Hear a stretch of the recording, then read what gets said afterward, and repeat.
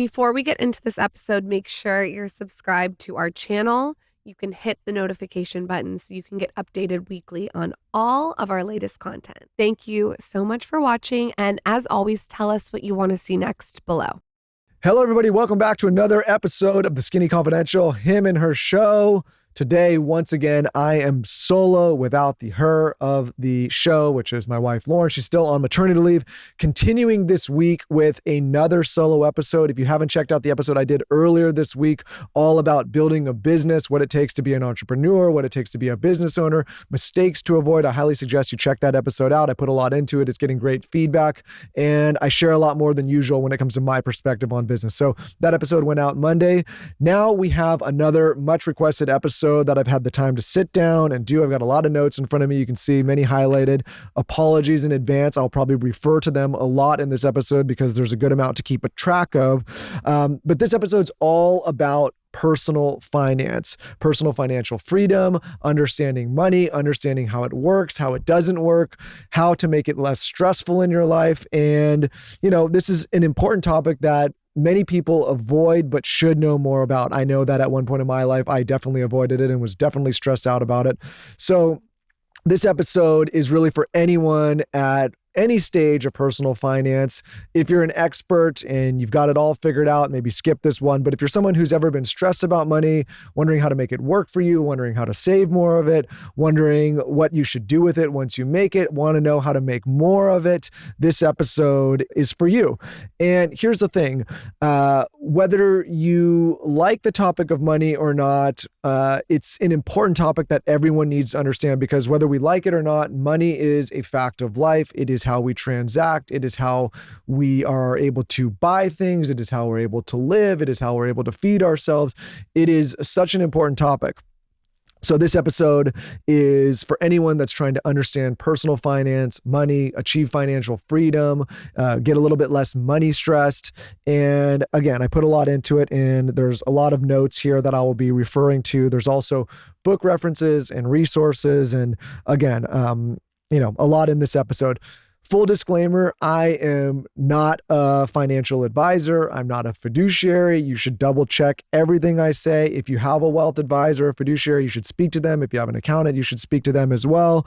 This is literally just advice from my perspective on things that we have done that have worked for us in our personal life. When I say us, Lauren and I, and things that have worked for me that I think can help you as well. But again, don't take any of this as strict investment advice. I, again, am not a fiduciary. I'm not a financial advisor. I'm in this episode not going to give you specific things to invest in. I'll talk about asset classes. I'll talk about, ways that I've kind of structured our financial well-being. But again, if you're looking for direct investment advice, this episode will not have it. I am not giving you that advice. I'm just kind of giving you structures and ideas and frameworks that I think will work for you and that have worked for us. But again, please feel free to double check all of my work with people that are experts, people that do have licensed credentials. We've done episodes with those kind of folks in the past. But for those of you that are new to this episode, or new to this show, I should say, and are not familiar with me, I'm an entrepreneur. I'm a brand builder. I have worked for myself for pretty much my entire career. I have done well financially. I've achieved what many would call financial freedom. It's taken a long time to do that. At one point in my life and in Lauren's life, we definitely were not there and definitely were money stressed and didn't have an idea of what to do with money, how to save money, or even, how to make money at certain points.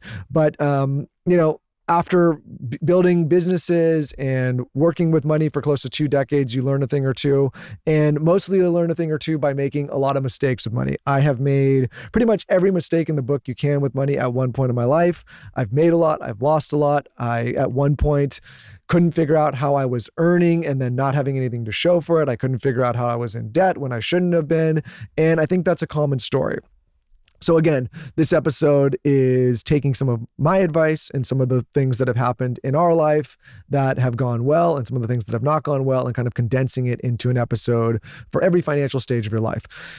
We're talking someone who's fully in debt right now and not knowing how to get out of it, to somebody who's maybe saved a little, to somebody who's achieved a little bit of financial security and wants to invest, to someone who has now gotten later in life and has financial freedom and wants a little bit more complex planning and estate planning and tax planning and all that. So this is really going through all the stages. Again, caveat, I am not a financial advisor, but many of these things have worked for myself. Let's first talk about money in general and personal finance. Here's the problem as I see it as it relates to money and personal finance. We are not taught nearly enough about money, saving, investing, taxes, any of these things in school. I went through basically all of high school and all of college and got out and realized that I knew very little about saving, investing, doing taxes, anything. And here's the thing. Unless you major in these topics, which again, I wish if I could go back to school, I would have done something in computers or programming, and I would have probably done something in finance. But thanks a lot, University of Arizona. I have a regional development degree, whatever the hell that means, Carson. Had a lot of fun though, had a lot of fun. But really, again, got out of college and had no clue how to invest, how to save. Here's the other problem, and I don't mean this to diminish any of the professors or teachers. Many of the professors and teachers that are in these schools also are not taught about finances. Many of them are in debt and struggling, and in many cases also broke and living paycheck to paycheck.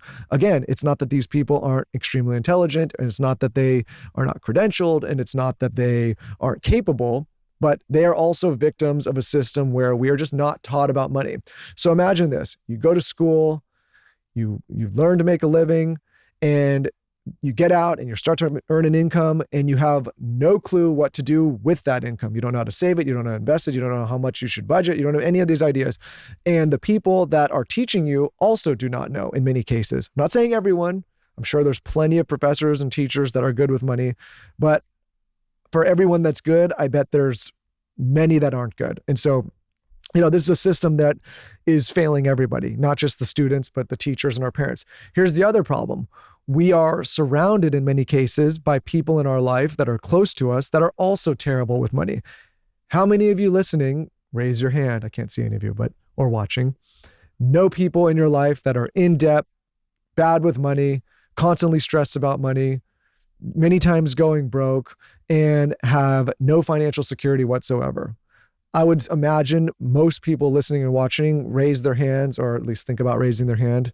It's kind of strange. Imagine if they're driving in the car, like raising their hand out the window. It'd be kind of funny. Or whatever they're doing. Or if they're in a class and they raise their hand. Anyway, okay, digress.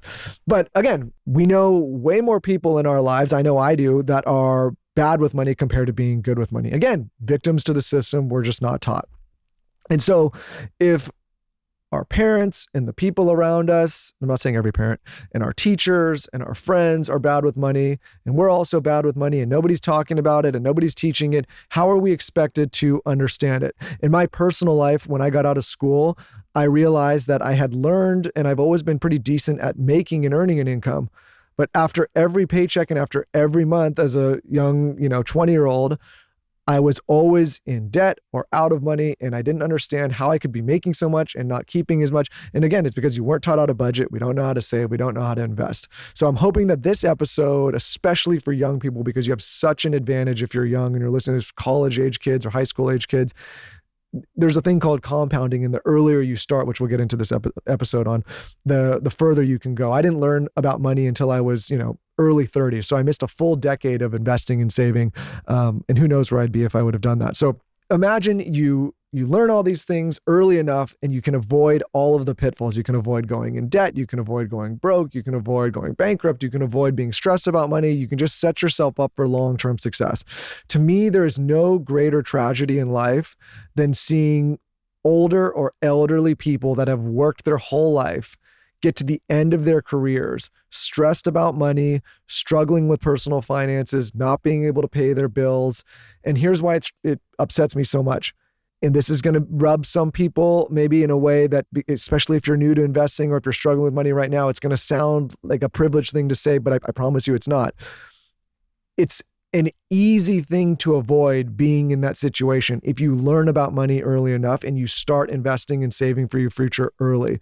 Again, because of compounding. The earlier you start investing, the more that starts to compound in effect and the more it starts to grow. And if you have 2, 3, 4, 5 decades to do that, you can make a shitload of money and you can save a ton later for your later years. And here's the sad thing. As you get older, when we're younger, we always think, oh, we'll always be able to get a job. I'll always be able to make an income. But when you get into your 60s, 70s, and 80s, if you haven't figured this out and you're struggling, the job pool shrinks, the opportunities shrink, your energy is less. And so it just becomes really hard. So I'm hoping that this episode will affect people 30, 40, 50 years from now and set them up for success. Okay. We're also going to talk about things like renting versus owning and my perspective on that. We're going to talk about what kind of credit cards to get or not get. We're going to talk about debt. We're going to talk about what different asset classes to invest in. So let's get into it, and hopefully this episode helps. Again, if I'm going up and down between these notes, it's because there's a lot in here and there's some details that I want to make sure I don't miss. So let's start with stage one of most people's financial life and well-being. Most people, when they start out, they start with either some kind of debt or expenses that are greater than they can typically afford. Let's talk about college and student loans for a second. Imagine taking on loans and debts for hundreds of thousands of dollars before you even know how you're going to pay it back and before you even know how to save or invest. To me, this is one of the biggest tragedies in this country, that we don't teach young people what that debt means, what they're going to do to pay it back, how they're going to invest for the future. Again, it's something that, I was lucky enough that I didn't have to take on student loans, but many that do. I always wonder, well, don't you think there should be some kind of lesson or some kind of course to teach these people what it means to pay it back, what the interest means, how long it's going to last, all these things. So again, number one, stage one of most people's financial life and well-being is you need to get a hold of your finances before they get a hold of you. Many people, including myself early, we get these nifty things called credit cards. And we think that these are just, tools that we can use to buy anything our hearts desire based on the limit that we're provided. And what happens over time is people get comfortable and they start paying the minimum, or they stop paying the debt in full, and they don't realize the interest that accumulates. And this is really dangerous. So many people start to get in what is some of the worst debt that you can get in, which is high interest credit card debt. If that's you and you're listening and you're stressed about your interest rate and your credit card debt, and you're paying the minimum each month, or you're paying whatever you can afford and you're not paying it off, we've got to remedy that, and we got to remedy it quick, because this is one of the greatest tools to decimate wealth and keep people stressed and enslaved to debt that has ever existed. And if it were up to me, I would be very careful in offering young people or people that are struggling with cash credit, because it creates this false sense of security where you're able to put all these things on credit. And if you don't pay it off, it's a tool to trap people for a long period of time. Now, I get it. If you're struggling and you need to put food on the table, and if you have a family and if you have obligations, this is a tool that many need to tap into.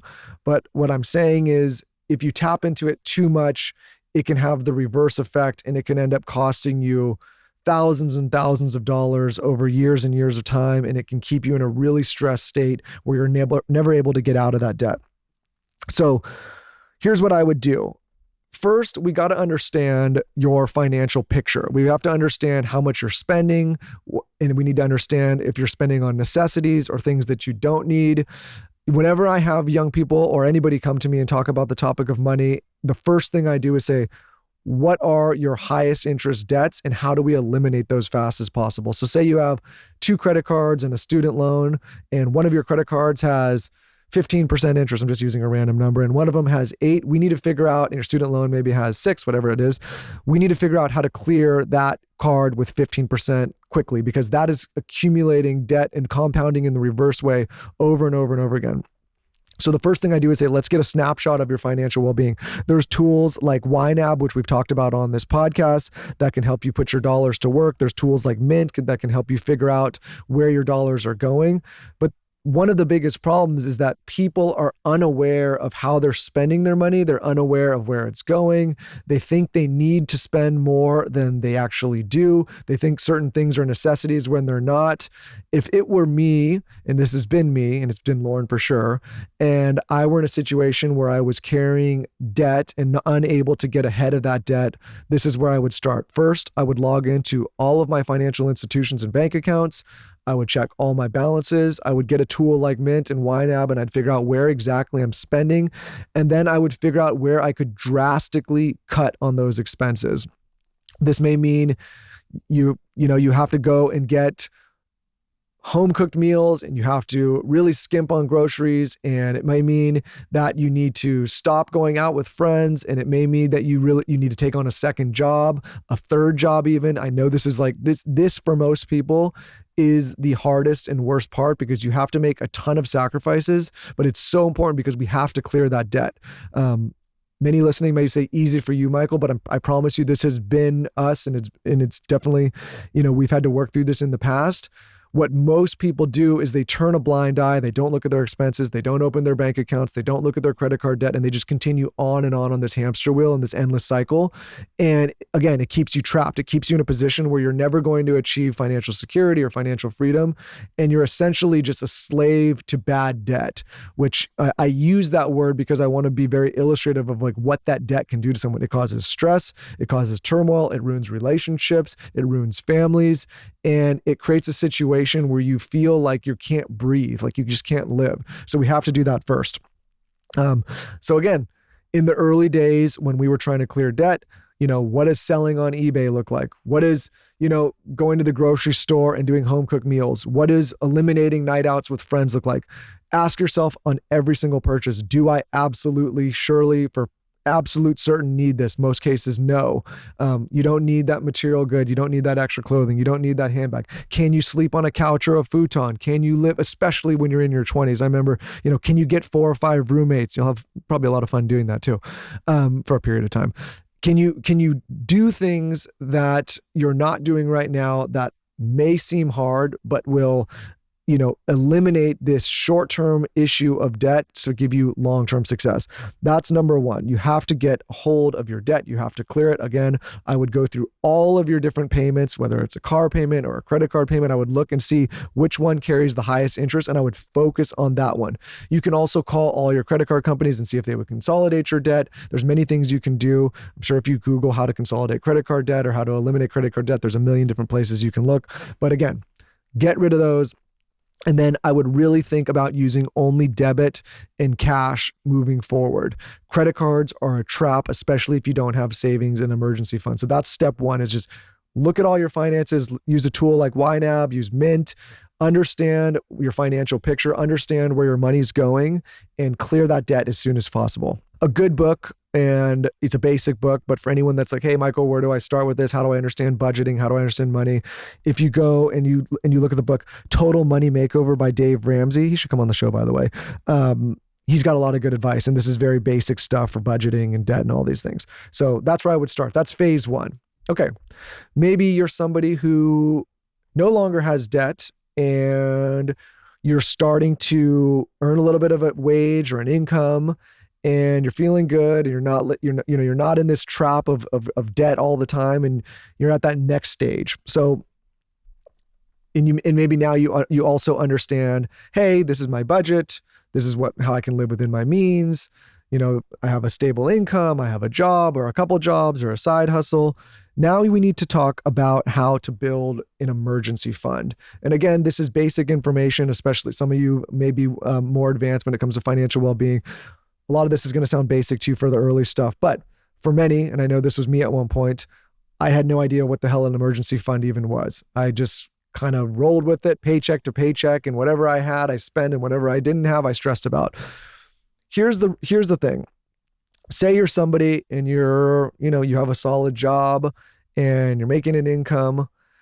Now we need to build what is called an emergency fund. An emergency fund is exactly what it sounds like. It is a pool of savings or money that you can use in emergency situations.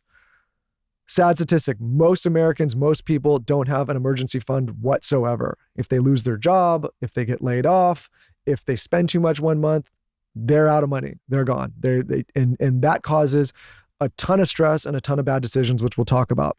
What an emergency fund does for me, and what I think it will do for you, is it creates peace of mind. It creates an opportunity for you if you lose that job, or if you have an unexpected medical bill, or if a family member needs help, or if a kid needs to go to school, or if, a pipe bursts in the house.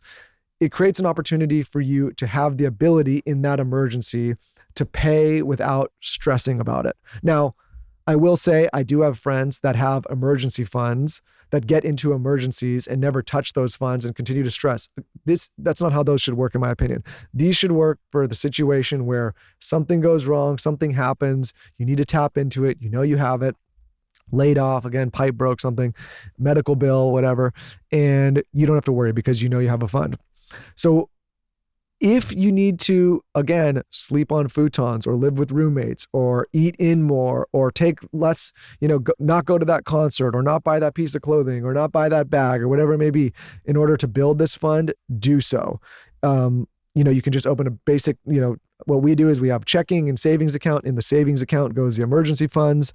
And we look at it as like, we don't even think about it unless, again, there's an emergency. Most financial advisors I've heard will suggest with starting to build at least 1 month. So that's your first goal, build at least 1 month of an emergency fund. Then 2 months, and then 3. I think most advisors suggest having 3 months. I think that's good advice for single people, for young people. If you can't figure something out in 3 months, there's maybe, a greater issue. There's a million ways to make money, which we've talked about in 1,000 other episodes, a million ways to get jobs, a million things that you can do. But everybody sometimes falls down, and 3 months sounds like a reasonable time to figure it out. If you have maybe a wife or a family or children, I personally, and I know this is not easy, it's a very hard thing to do, suggest getting 6 months. Here's the reason why. Obviously, it makes sense. You're not just taking care of yourself. You have other people that are dependent on you. So having 6 months set aside so that if something happens to you and your family, that you guys can stay stable, you can stay in the house, you can pay the bills, you can put food on the table. I think 6 months is what's recommended. For me, because I've been paranoid and I've had issues in the past where I've lost a lot of money, I keep 1 year of living expense in cash all the time. It's not the best use of investment. There's a lot of financial advisors out there that are pulling their hair out and screaming. I talked about this to Morgan Housel when he came on the show, because it's a terrible use of cash with inflation. I know that money is losing every year. Again, another thing, if you just keep a lot of cash, inflation is kicking your ass. The dollar loses power historically year after year after year. So we'll talk about that later. But yes, I know keeping a year's worth of cash is a terrible use of cash and investments. But for me, I sleep better knowing that it's there, because in the past, when I haven't had it, I stress. And again, I also have a family and a lot of kids and obligations. Here's the other thing that an emergency fund is going to do for you. And I think this is what is the most important part about an emergency fund.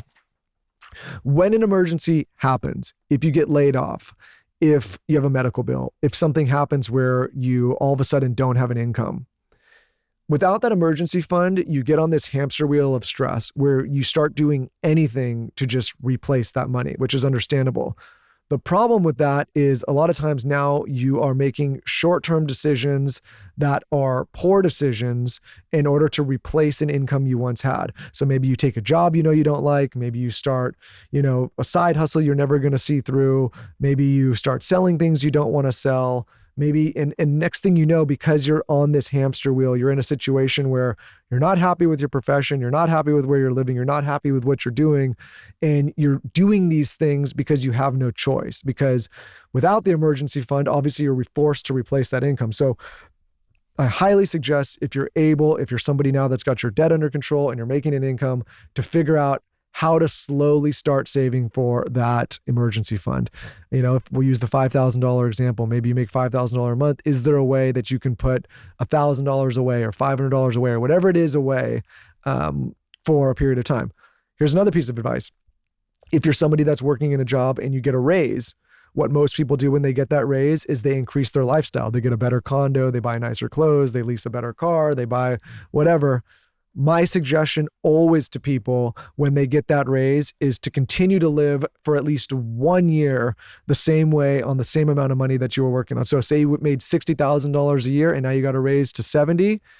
Take that 10,000 and pretend you never got it. Put it in your emergency fund, put it in your investment account, and just live again for one more year. You'll be surprised after that year how fast that starts to stack up.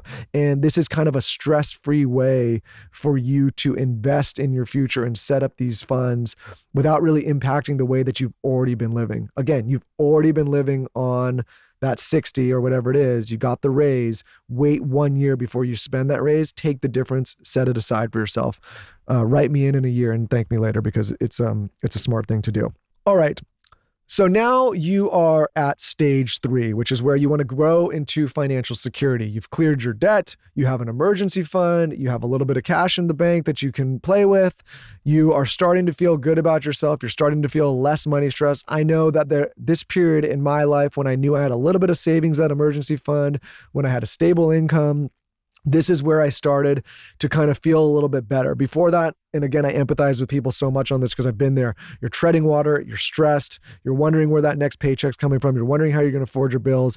But now for the people that have, you've taken the time, you've disciplined yourself, maybe you're coming back to this episode after doing it a year from now or whenever, and you're like, okay, I've got my emergency fund, whether that's 1 month or 3 months or 6 months or a year, whatever it may be. And you're like, well, now I've got the emergency fund and I'm able to pay my bills and I don't have the debt. What do you do next? And here's what we're going to do next. We're going to create a system that automates your savings and investments. So what most people do, again, they've got their emergency fund. Now they're making an income. They spend every single dollar every single month and they're stressed about money, right? They have the emergency fund, but every time they get a paycheck, they realize that after every paycheck, they spend it all and they're left with nothing. Again, this is a really stressful way to live. I've done it. I know what it's like. I know looking at that credit card bill at the end of the month saying, oh shit, I didn't get ahead. But it's really important that we create some financial discipline now around your income. So we need to create an automated system that takes a portion of that income and sets it aside. I'm assuming that your payroll company or your accountant is already telling you to set some money aside for taxes, or they're automatically debiting it from your paycheck. So let's assume that that's all done. We have to start looking at taking a percentage of this income every single month and setting it aside for investing, not just saving, but investing. You want your money to grow for you. You wonder why the rich get richer and why they pay so little in taxes. It's because they invest in assets that produce them money and they're never touching their principal and they're able to pull that money out and use it for other things. They're able to borrow against it, a million different things. Again, I didn't set the system, but this is just how it works. So the minimum that most advisors would recommend and that I would also recommend is taking at least 10% of your income. Let's say it's $5,000 a month. Let's take 500 of that and have it automatically go into an account that you never think about, that you never look at. There are accounts or companies like Fidelity or Schwab, I think like maybe Robinhood or these kind of places. Again, I don't have a dog in the fight with any of them. I'm not promoting any of them, but brokerage accounts that allow you to either have a portion of your paycheck or, write a check to these things and have it either automatically taken, which I recommend, or write yourself every single month. We have our younger sister, Mimi, Lauren's sister, who I've been telling to do this since she was in her early 20s. Mimi, I hope you've been listening to me and still doing it. I catch you every time when you're not. But this is a great way to start investing and saving. The way that I set it up is that money automatically, whatever percentage you choose. Again, if you can do 10%, great. That should be, that's the recommendation. If you can't do 10, you got to do at least 5. Really, what I try to recommend to people is, can you do 20? Can you do 30?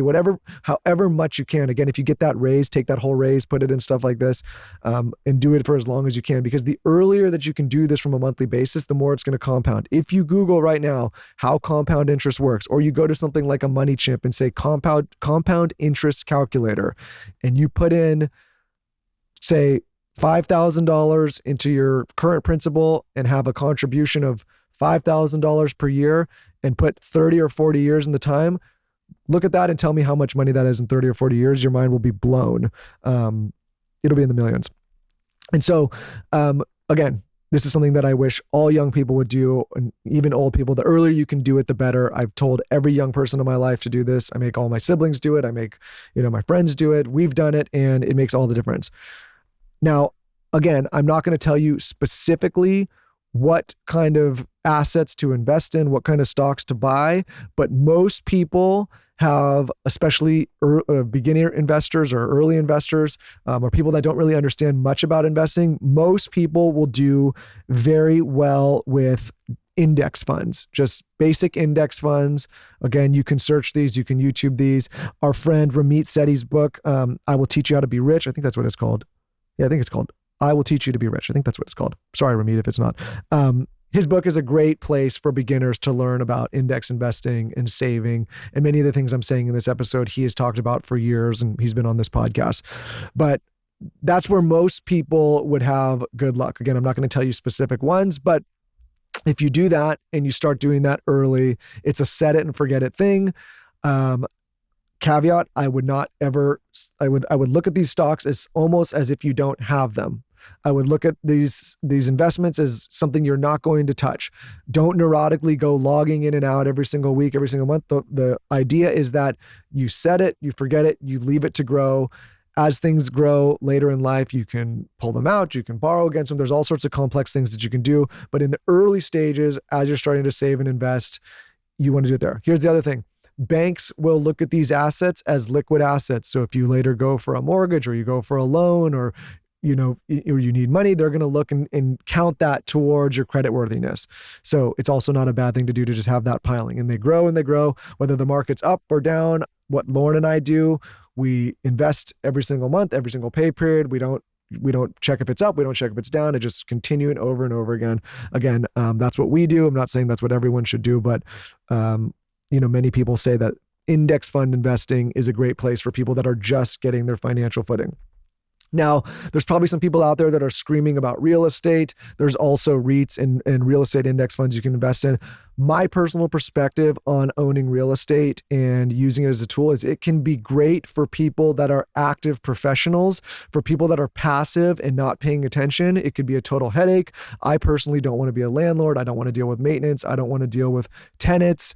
I think that it could be stressful. Real estate is not as liquid as people think. We're going to talk about houses in a second. People think that, they're always going to appreciate. That's not the case. Right now in Austin, there's a market downturn that's happening in a lot of places. Interest rates are high. So for me, it's a headache. You're dealing with a bunch of banks. You're not as liquid. You can't get out of it as quickly as you'd like. If the market's down, if interest rates are up, it's a problem. So again, I know there's a lot of people that have done very well in real estate and will continue to do well. That would not be my first line of investment or defense as I'm starting to build my future.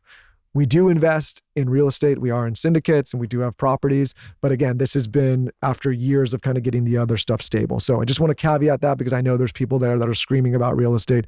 For me, if I was advising a younger sibling or friend, that's not where I would start. This episode is brought to you by Squarespace. Squarespace is the all-in-one website platform for entrepreneurs to stand out and succeed online. Whether you're just starting out or managing a growing brand, Squarespace makes it easy to create a beautiful website, engage with your audience, and sell anything from products to content to time, all in one place, all on your own terms.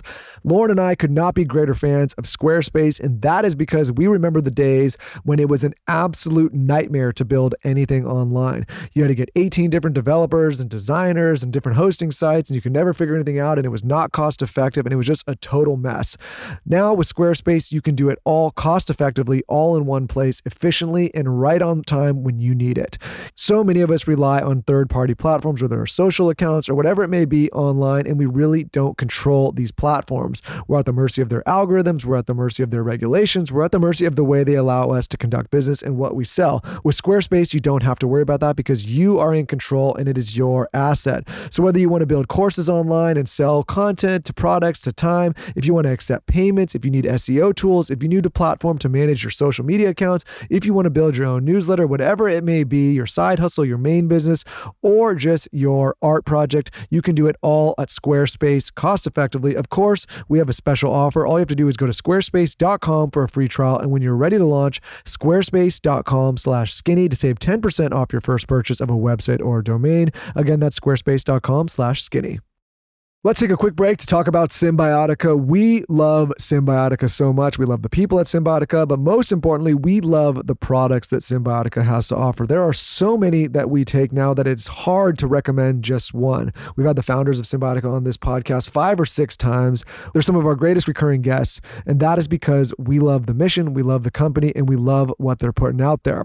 And like I said, they have such a strong assortment of products, but some of the standout favorites that we take all the time, I think they make the best liposomal glutathione out there. Quick note on liposomal supplements. What I love about these kind of supplements is you eat them like food instead of just ingesting them in pill form.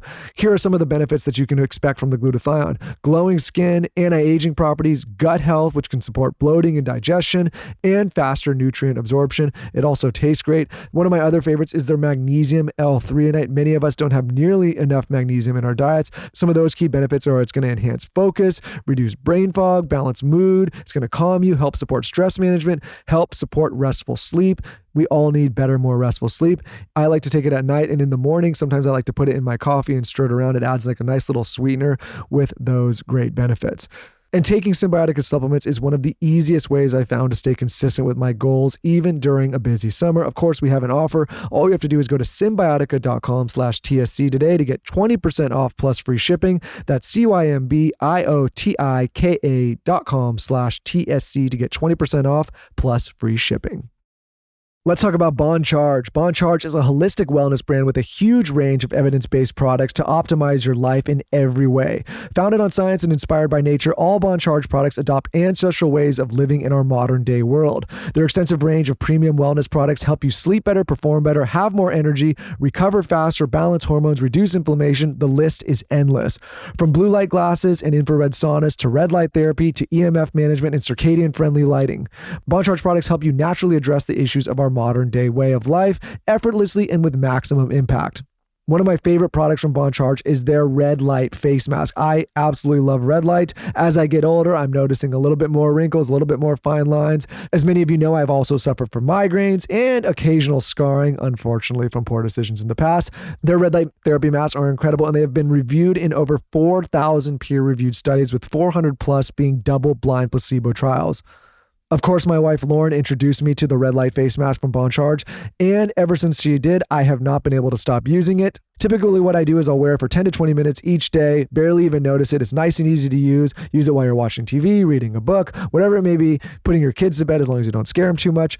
Both near infrared and red light, it boosts collagen and elastin production, and it's super lightweight on the face and doesn't get hot. We've talked about the benefits of red light on this podcast for years now, and now we can happily recommend a great red light face mask. So check it out. Go to boncharge.com and use coupon code SKINNY to save 15%. That's BONCHARGE.com and use coupon code SKINNY to save 15% off. I mentioned Ramit's book.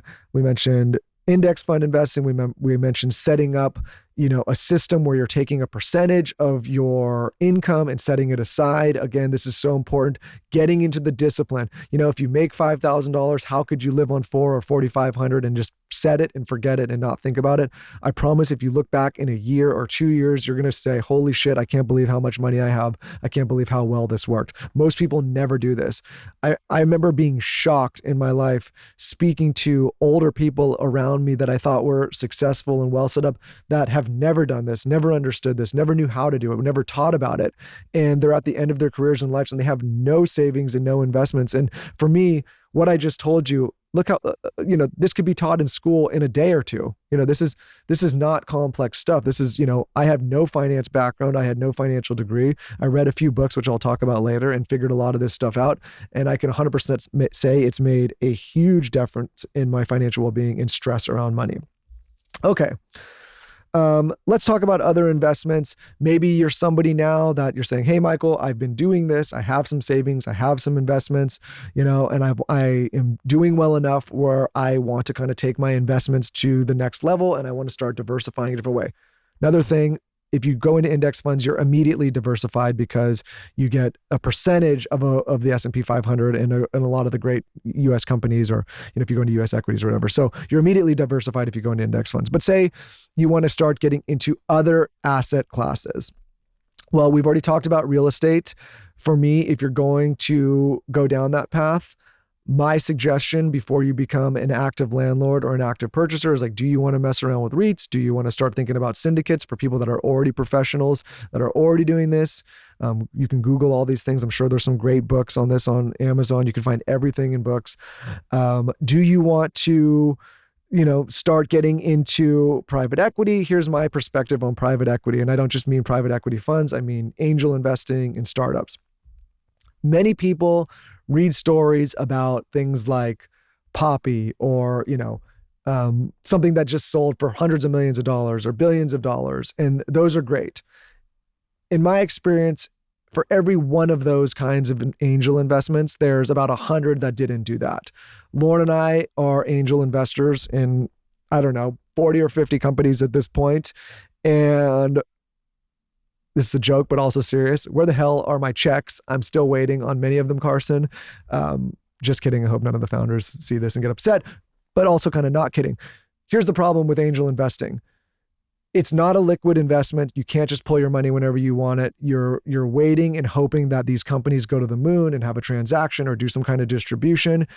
In many cases, we've done well. Also, I would say in more cases, those investments have gone to zero. So I would only do angel checks and angel invest if you are confident that you would be okay losing 100% of that money.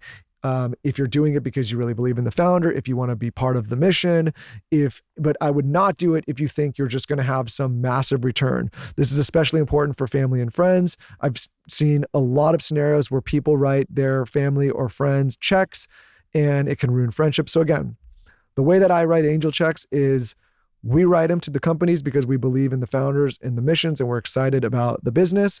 But I write them fully knowing and expecting that it could go to zero 100% of the time. And if I'm okay with that, then I do it. So again, this should be a very, very small portion of your net worth if you're writing those kind of checks. Let's talk about crypto. This is a huge topic. It's getting a ton of buzz. We invest in crypto and we invest in those kind of assets. And again, it can be very good. It can also be very bad. Same thought process as it comes to angel investing, completely being okay if it went to zero. I don't recommend people go and throw all their eggs in the basket. A lot of the crypto bros and gals out there are screaming at me saying you're wrong and it's going to be the asset of the future. Listen, guys, I'm in, I get it. I'm orange pilled, all the things. But if I'm giving general advice for people that are trying to get their financial footing under them, I would say you got to be very careful and be okay going to zero. You also have to be really careful with where and how you buy crypto and how you store it and how you save it. A lot of tragedies and stories of people losing, being irresponsible, getting hacked. I'm not going to plug any crypto companies. Sorry, guys. But if you're going to look at that asset class, I would do it again with money that you're okay to lose after you've got your financial well-being, after you've got your emergency fund. Don't do it with the family farm or the family mortgage. Do it with something that you feel confident that if you lost, you'd be okay. I think for me, if I was starting out, it goes in the order of get some cash in the bank for yourself with emergency funds up to 1 to 3 to 6 months. Then I would start for the basic investor, getting into some index fund investing to kind of secure yourself and have a liquid asset that banks recognize that will continue to grow, that's also easily accessible. Then if you wanted to maybe get into some kind of real estate, maybe you want to go into some syndicates, maybe you want to go into some real estate investment funds, maybe you want to start purchasing properties. Again, not such a liquid asset, dependent on appreciation, dependent on market swings, tax implications, all sorts of things. So unless you're an active real estate investor, I typically tell people to hold a beat for a second. And then if you wanted to get into angel investing or private equity or crypto, you do that later with the ability that, you've already got your kind of financial well-being. Let's also now talk quickly about owning versus renting, because this is a huge topic that many debate online. My personal perspective and also my personal experience is when you're young or when you're earlier on in your financial journey, you should be doing everything you can to know exactly what your costs are going to be every month. The problem with owning and having a mortgage is the mortgage is the least amount that you're going to pay every single month. So if you have a $5,000 mortgage, that is the least you're going to pay. If something breaks in the house, if a pipe bursts, if there's a maintenance issue, you're on the hook for that. If insurance drops you, if there's an insurance issue, you're on the hook for that. If if you're in a situation where, the house needs to be repainted or something happens, you're on the hook for that. The great thing about renting is exactly what the most you're going to pay is. So if you're in a situation where you're really managing a tight budget, knowing that you have a $3,000 a month rent payment or $2,000 or whatever it is, and knowing that that's the maximum is great peace of mind. The other thing that renting offers is flexibility for you to move and bounce around. When Lauren and I were young, basically, until we ended up buying out here in Texas, we loved renting. We rented these condos. We would go on vacation. We'd bounce around. We'd lock the door. We wouldn't think about it. We would stay in a place for a year. If we didn't like it, we'd bounce to another part of town. When we were young and dating and married before kids, this was great. We didn't have to worry about other expenses. We didn't have to worry about dealing with the bank. We didn't have to worry about anything. We just paid our landlord, and it gave us ultimate flexibility and peace of mind. That's what I would suggest to the high majority of people. My personal opinion, and again, this is going to rile some people up, especially homeowners. I am a homeowner. I get it. I think a home is a liability, not an asset. I think it only becomes an asset if you turn it into an income property, or if you hold it for such a long period of time that appreciation sets in and then you're able to sell it. Again, you're going to have a tax implication there, and it's not a liquid asset. So for me, this is a liability. I also think that you should never buy a home unless you can comfortably afford the down payment. My personal rule is I have to be able to pay the down payment twice. Again, that is not the case for most people, but for me, I'd rather rent than not be able to do that. The other rule for me is I have to be able to comfortably afford the mortgage payment or any obligations or maintenance without stressing or thinking about it. The worst thing for me, and the worst idea, is thinking about living in a home where I felt like it was a trap, where I felt like it was suffocating me, where I felt like I was living just to satisfy a home. I've rented, I've been in nice places, I've been in bad places, I've been in small places, I've been in big places. And I'll tell you, the only time that I was unhappy is when I was stressed about the place I was living in. I don't want that to be a trap. So, many people bite off more than they can chew. They take on debt that they shouldn't take on. And then they convince themselves because some idiot in school told them that it was an asset that was going to appreciate and double in 10 years. Times have changed. Interest rates have changed. The market has changed. This is not 1933 like your parents, where you're going to, double your money. And also, people never take into account inflation. So that's my spiel on home ownership. It should be bought because it's a lifestyle choice. It is a luxury. It is affordable, and it's not stressful. If it is not those things, and it is stressing you out, and you're worried about the payments or the down payments, then trust me, just rent. You will be happy. You will stack more money. If you follow the advice that I mentioned earlier in this episode and invest the way that I was talking about, you will end up in a position one day where you can afford these houses easily. But what most people do is they don't save, they don't invest, they don't create a stable situation, and then they take on debt like this that they can never afford, and then they're stressed and the market goes down, and you see all these horror stories of people either not being able to afford their mortgage or having to sell their house, and it's a total mess. So for me, there's nothing wrong with renting. There's plenty of other asset classes that you can invest in to get that appreciation and to earn that investment income. And again, my perspective, house liability, not an asset. Buying a house as a rental property, completely different story. But again, we've talked about real estate. So for me, those are the different kind of like asset classes that I would think about. And that's what I would, if I was going to own something, I would think about making sure that I was able to stay and afford it for at least 7 years to even think about considering it being an asset. But again, people forget there's taxes, there's maintenance, there's liabilities, there's all sorts of things. So think about that way. When it comes to supplements that I take on the regular, I want to make sure I'm getting the most bang for my buck and that they're the most effective that they can be. What if I told you there was something that can strengthen your immune system, fortify your gut health, ignite your metabolism, revitalize hair growth, enhance skin radiance, and fuel performance and recovery? Well, there is, and it's called Armor Colostrum, and we have been taking it for years now, ever since we had the founder of Armor on this podcast. And that's because colostrum is nature's first whole food with over 400 bioactive nutrients that work at the cellular level to reactivate your body's innate capacity to regenerate and thrive. And Armor Colostrum specifically revives cellular signaling, bolstering our health from within to defend against everyday threats. Because here's the thing, we live in a modern society that has all sorts of things we were never designed to thrive in. EMFs, artificial light, seed oils, microplastics, endocrine disruptors, and so much more, contributing to a ton of chronic stress. With Armor Colostrum, you have your best fighting chance of combating all these these things, plus all of the other benefits that I named. What I've noticed ever since taking Armra is that I get sick very rarely. I used to get sick pretty regularly. I think I had gut issues. My gut has now been fortified using Armra Colostrum. I've also noticed that my hair has never been thicker. Fortunately, I've always had decent hair, but now even more so, I have thicker, more luscious hair ever since using Armra. And just because of those two reasons alone, I'm a lifelong customer. Of course, we've worked out a special offer for our audience. Receive 30% off your first subscription order. All you have to do is go to armra.com/skinny or enter skinny to get 30% off your first subscription order. That's armra.com/skinny. Quick break to talk about AG1, one of our favorite longtime partners. We can now happily introduce AG1 Next Gen, which is now available in tropical berry and citrus flavors. I'm sure many of you are familiar with their original. They have now upgraded their line and have added 3 new flavors: citrus, tropical, and berry. I love the citrus, especially in the morning. As many of you know, Lauren and I have been drinking AG1 for years, close to a decade now. The citrus flavor is this sweet, tangy flavor of citrus, and it tastes like lemon and orange. It's great for the morning, especially for those that are adding lemon water to their drinks. For those of you that are not familiar with AG1, 1 scoop contains 75 plus vitamins, minerals, prebiotics, and probiotics, and superfoods to support your whole body health. My favorite way of drinking AG1 is to just put it in a heaping glass of water every single morning. I've been doing this for years.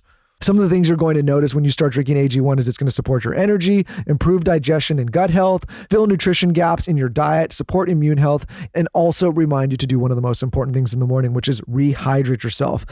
Don't just take it from me. AG1 proudly did 4 clinical studies on their AG1 Next Gen products, so you know you have a high quality product that you can trust. It's one of the easiest things you can do for your health, all for less than $3 a day when you subscribe.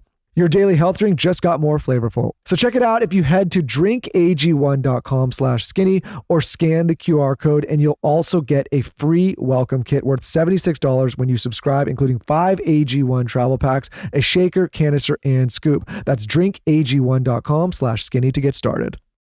What a great episode to talk about Chime.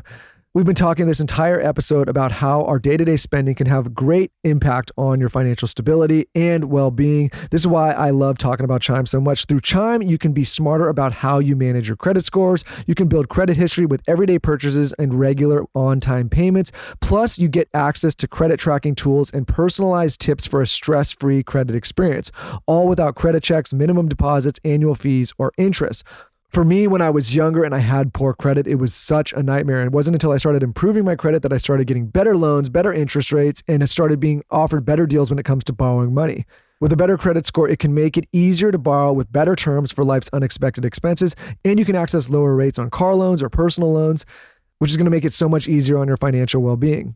It's also going to help expand eligibility for apartments and houses. A good score equals better chances of being approved.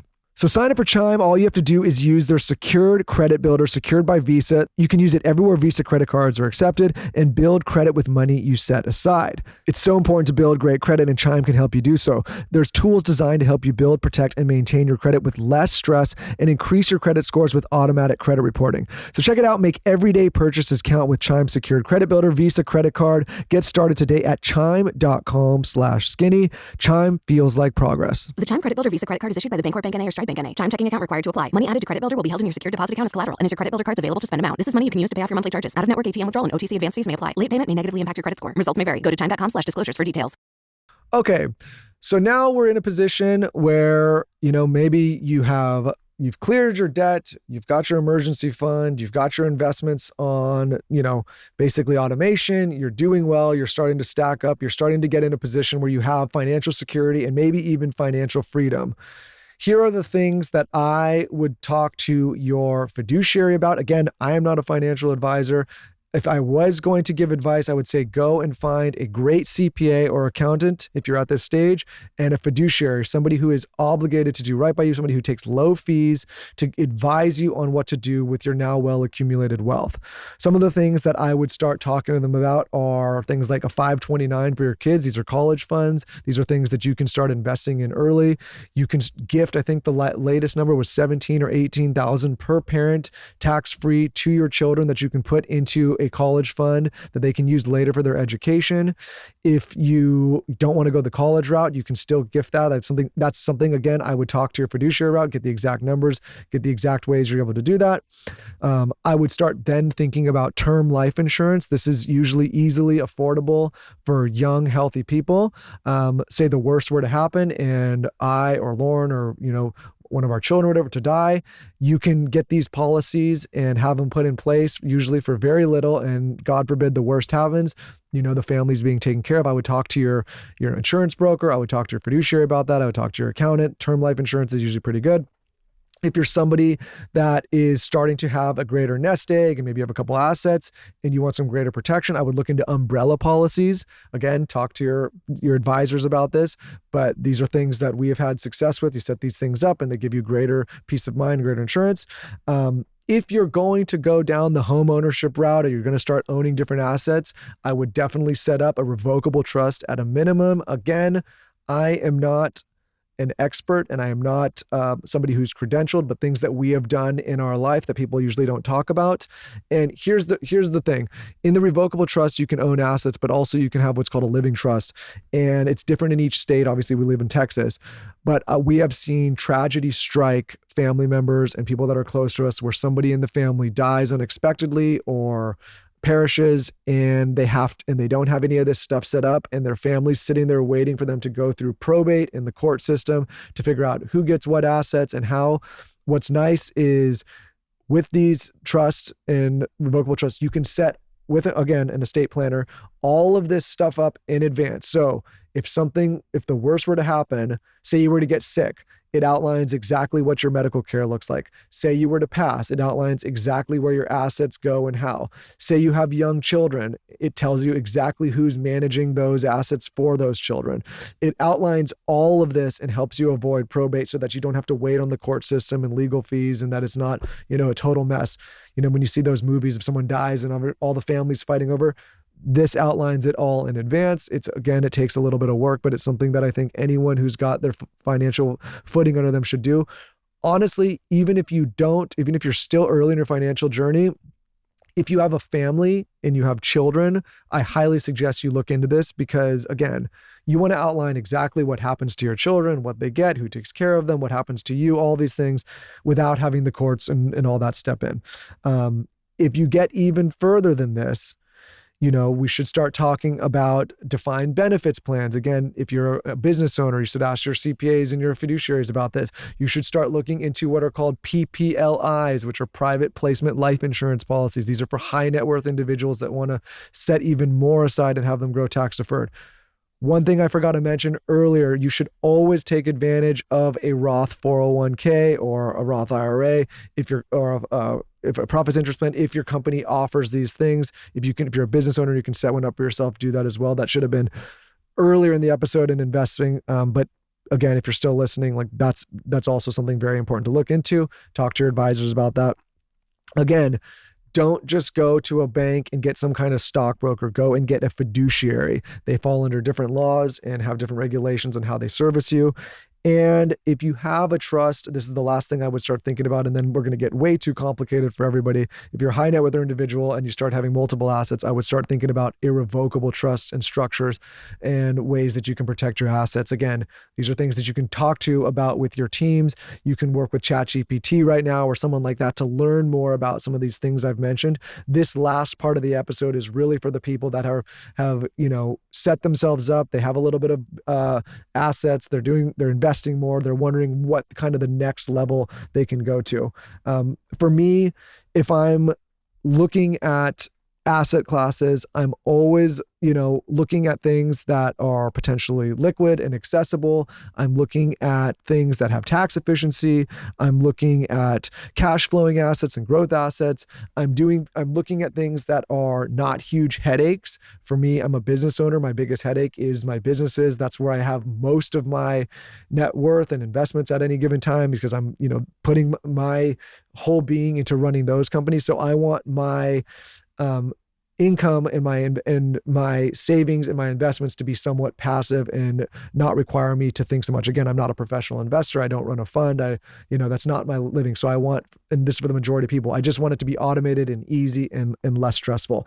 That means I'm probably not getting as big a returns as some of those people that are focused on these kinds of things, but it's enough for me to feel good while I get the greatest returns running my business or, in my career. Okay. So those are the different stages of wealth as I see it. Again, we're not getting into dollar amounts. I think, there's a great book called The Psychology of Money by Morgan Housel, which, really gets into how we think about money and, what's enough and how much is enough for you and how much is enough for me. The biggest thing that I will say is that the way that I view money is as a tool. I look at it as a tool to build businesses. I look at it as a tool to service my lifestyle. I look at it as a tool to help others. I don't look at it as just, piles of cash laying around for material goods. And, it took me a while to get there. So if you look at money in that way and you look at it as a tool that can be used to enhance your life, to give you less stress, to help others, it's a really great way to, and a great perspective to have around money. Again, most people get so stressed about money because they look at it as this kind of like evil thing. The fact of the matter is this is the currency that people use, at least in the world today. There's different kinds of currencies, but money and these assets are how most people measure goods being sold, measure goods being bought. And so it's important to just understand. It's also important because it's how we transact, right? And there's nothing worse than feeling like you don't have enough, or maybe you do have enough, but you just don't realize it. Or maybe you would have enough if you looked at it a different way and saved in a different way.